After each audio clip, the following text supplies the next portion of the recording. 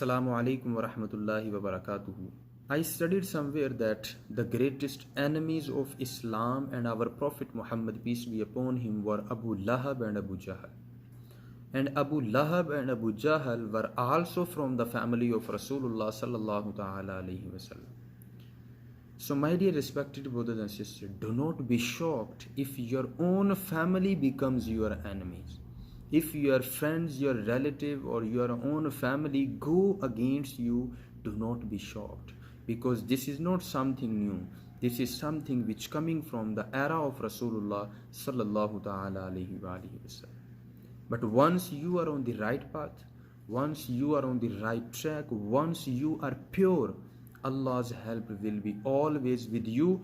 Does not matter who is against you, your family, your relative or your friend. Even if this world is against you, but you are on the right path, you are pure, Allah's help will be always with you.